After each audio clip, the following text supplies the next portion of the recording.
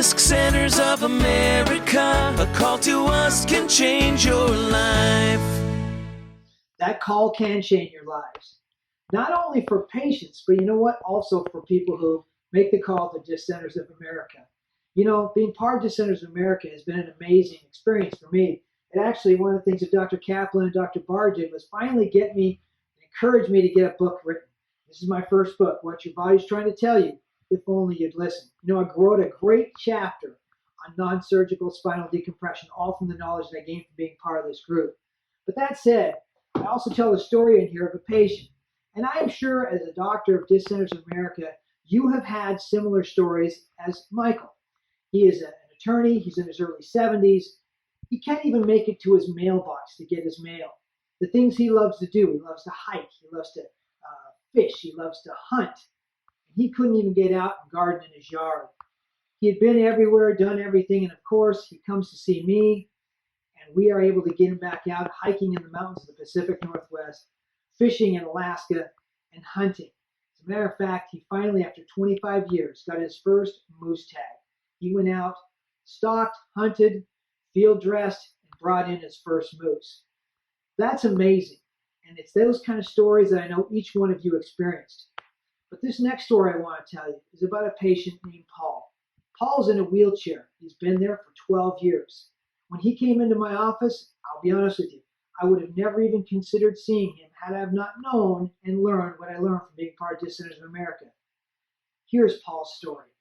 When you and I first met, you had shared with me that you were getting out of your truck, you fell down, you landed really hard on your buttocks, and then you started having functional problems with your legs. So can you kind of take me through what you went through, where did you go, and what happened with you? Oh gosh, let's see. Fell out of the truck. I had a hard time walking. Ended up in an ER room. Took them 6.5 hours to see me, and I was having walking issues. I had a cane. Ended up using a walker, and I stuck with that for months on end.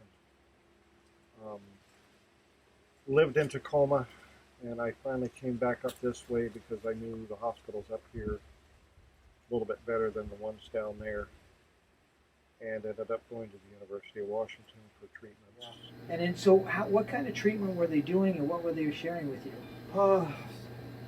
They were doing a immune globulin, I think it was what they called it. So I had to go in once a month for like 6 or 8 months, and I entered into me by my arm, and they were trying to switch things around with this whatever they were giving me. So that didn't seem to help any. And in the process of that, they were recycling my blood through a device that took it out of your system, cleansed it, and brought it back in. So they thought there was some kind of parasite or something, or? You know, I really don't know. I couldn't figure out why they were doing that. I don't know if it was because they thought that I might have had an infection, but they really didn't explain why. Okay. And did that help the? No, because I still had what I had, plus the pain. I mean, excruciating. It would be like 9, 10. Oh, jeez. You know, in the high numbers, depending on what I did, if I tried to move around. And so for like 10 years, you know, you've been in a wheelchair, right? Yep. And then as far as any treatment, you've done physical therapy? No physical therapy. There was nothing really given other than, gosh, all sorts of different medication. You can see it on my paperwork. And that was pretty much it? Yeah, and so I finally just tried to figure out myself what was the best thing to do. I'm here with Paul, and we're just doing an update on his case, and we just did a re-exam, and every activity of daily living, he didn't mark anything that's bothering him today, which is fantastic. When we first started, that was not the case with you. Yep. He was in a lot of pain. It was affecting his sleep and everything, but I just wanted to share today, neurologically, when we tested his strengths, we saw that his big toe extension is strong, his ankle plantar flexion is strong. He's still having some weakness in some areas, but you were just sharing with me that you're able to lift your legs. And actually, your wife was sharing that You used to have to help with him. And what is it you had to do to help him? What's changed? So we have the recliners that are on each end of the couch, and there's times where he would sleep out there for certain reasons, because I snore. But he can get it up just fine and have his legs out, and he push all the way back and go to sleep. But there's times where I'd have to come out and help him. He couldn't get his legs to go down all the way to push it back in. And even bring his upper body up so that it comes up behind you. So I'd have to come out and push that in. Now he can do that on his own. I do that by myself, and we really noticed a lot the last couple months. You were sharing that you're able to extend your legs. Yeah. Can you share us a little bit about what you've noticed the last few months? I can do that in bed. Basically, when I wake up or if I'm going to lay down, I can sit there and pull my legs up, and I can get them. Almost looks like a L if you're looking at it.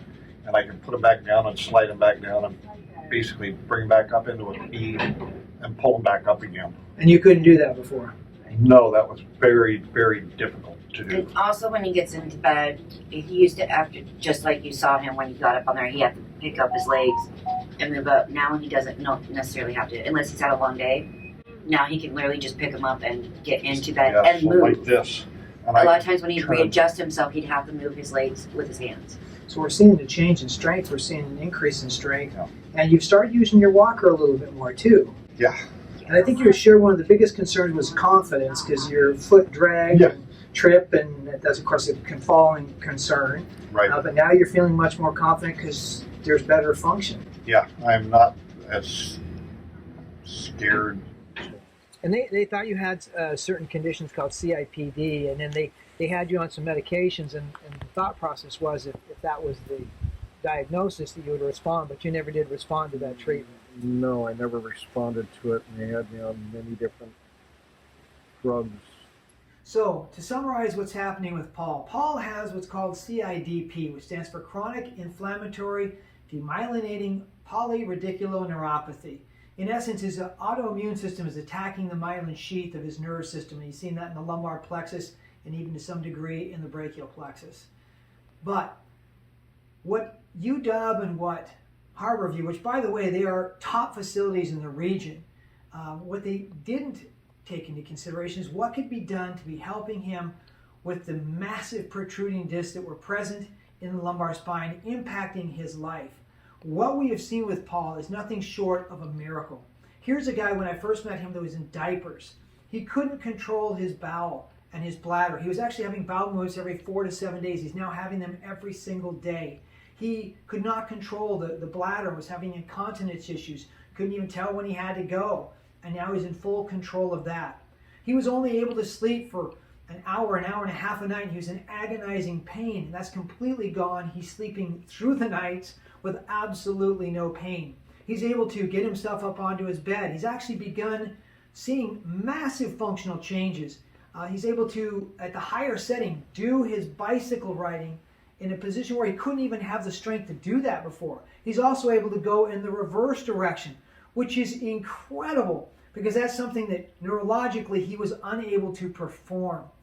So what I'm sharing with you as doctors of Disc Centers of America, or if you're a doctor considering being part of Disc Centers of America, is the certainty, the confidence, the knowledge that we have by our continuing education and having access to doctors like Dr. Kaplan and Dr. Bard to support us on this journey. To be honest with you, I would have never taken on a case like this had I have not had that knowledge and experience imparted on me by being part of Disc Centers of America. So I encourage you, if you are a doctor of Disc Centers of America, open your mind to the possibilities, because there's far more people that you can help in ways that you may not even have realized.